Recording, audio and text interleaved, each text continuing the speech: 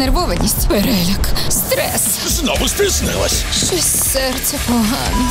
Тримай Корвалмент. Корвалмент. Швидка допомога вашому серцю. До Харкова чи до Києва? Минулого тижня російська пропаганда вже повідомляла про план російського генштабу щодо призову 300 тисяч окупантів для примарного плану оточення Харкова. Тепер російські ЗМІ твердять про нові фантазії Путіна. Наближені до Кремля особи заявляють про буцімто готовність диктатора за будь-яку ціну повторити наступ на Київ. Натомість інші співрозмовники з кремлівської адміністрації кажуть про менші апетити загарбників, а саме про бажання захопити Харків і на цьому згорнути так звану СВО. Чи є у ворога ресурс для таких амбіцій? Військові оглядачі нагадують про заяву командувача сухопутних військ ЗСУ Олександра Павлюка, який повідомляв про план Росії набрати під багнети додаткові 100 тисяч.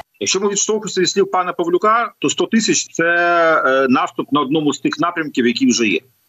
На мій погляд. Тобто це Часів Яр, там, скажімо, продовження наступу на захід від Авдіївки, Покровський напрямок, або Запорізька область, або від Мар'їнки там в бік Курахова чи Вугледара. Зараз багато питають про наступ на Харків, там зараз багато питають про наступ на Суми, там чи наступ на Київ, навіть такі питання звучать. То, на мій погляд, цієї маси 100 тисяч людей не вистачить для того, щоб відкривати новий фронт. Тобто десь на вже існуючих напрямках вони можуть підсилити тиск.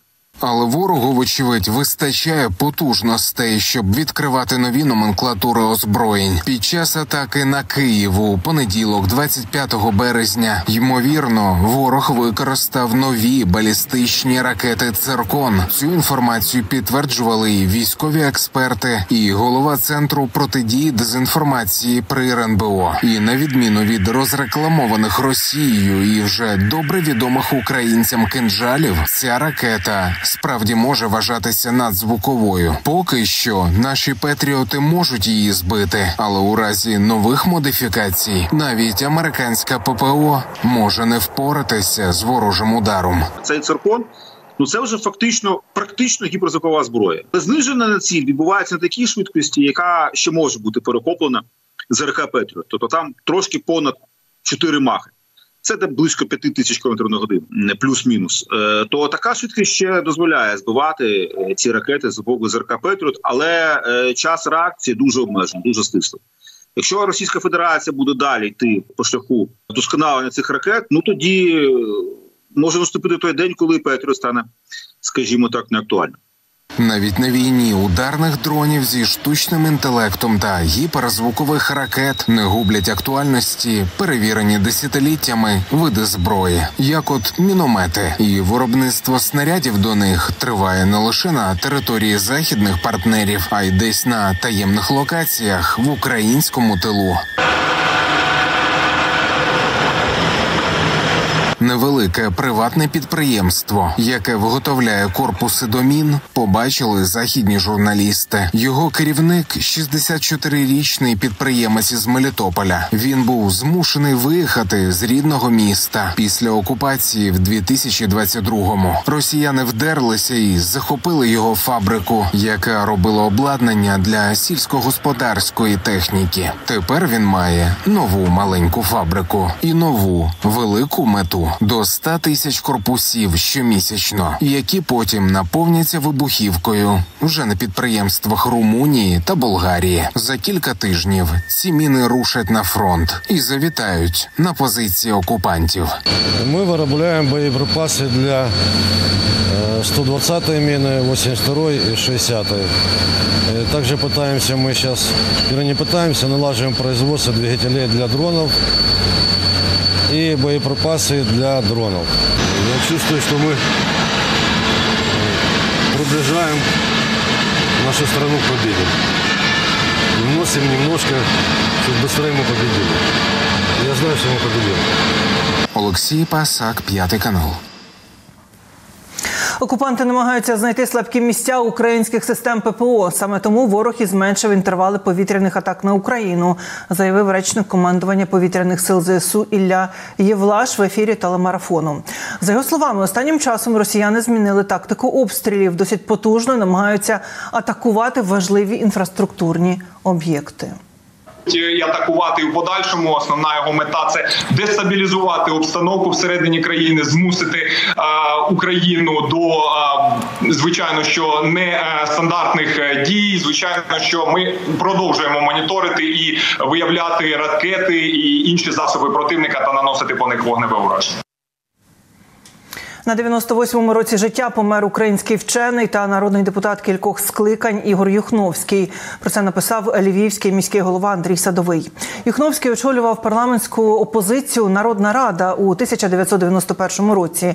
Був одним із творців незалежності України. Створив Львівську наукову школу статистичної фізики і був почесним громадянином міста. Написав більше 500 наукових статей та 7 монографій і підручників.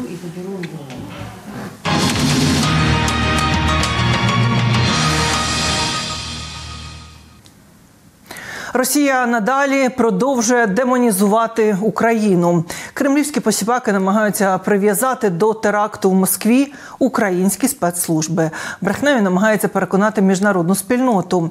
Про те, як світові лідери на це реагують, розповість Роман Середюк.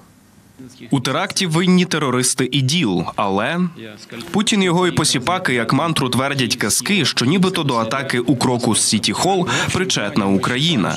І, як завжди, приплітають західні спецслужби. Ми вважаємо, що акцію готували як самі радикали-ісламісти, так, звісно, способствували західні спецслужби. Саме західні спецслужби й попереджали Росію про можливий напад. Але там застереження проігнорували. В результаті загинули понад 100 росіян. Тепер кремлівська пропаганда намагається ще більше розпалити ненависть до українців. Буцімто терористи тікали саме до України. Спеціально чи ні, але російські силовики не одразу прибули на місце атаки. Тим самим дали час зловмисникам утекти. Підозрюваних зловили нібито під Брянщиною. Їх нарахували 11. На судилище затриманих привели зі слідами побиття. Деякі з них навіть не могли стояти на ногах. Україна тут ні до чого. Лідери провідних країн виступають із заявами. Ні, жодних доказів немає. Насправді ми знаємо, що ІДІЛ за всіма твердженнями несе відповідальність за те, що сталося.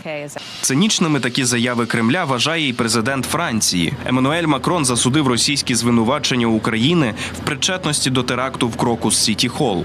Триває агресивна війна, яку ми засудили, проти якої ми рішуче виступаємо, і яка змусила нас застосувати санкції проти Росії та підтримати Україну. Я думаю, що це цинічно та контрпродуктивно для Росії і безпеки її громадян використовувати цей контекст і повернути його проти України. У 15-му році Франція зазнала атаки терористів ІДІЛу. Тоді сталася низка терактів і загинули понад 100 людей. Нині Париж підвищив терористичну загрозу до найвищого рівня. Улітку країна прийматиме Олімпійські ігри. Після нападу в Москві президент республіки скликав Раду з питань оборони та національної безпеки. З огляду на те, що ІДІЛ взяв на себе відповідальність за атаку і загрози, які стоять перед нашою країною, ми вирішили підвищити терористичну загрозу до найвищого рівня. На брехливі закиди Путіна та його банди в бік України відреагував і український президент. Хвора і цинічна істота. Всі у нього терористи, окрім нього самого.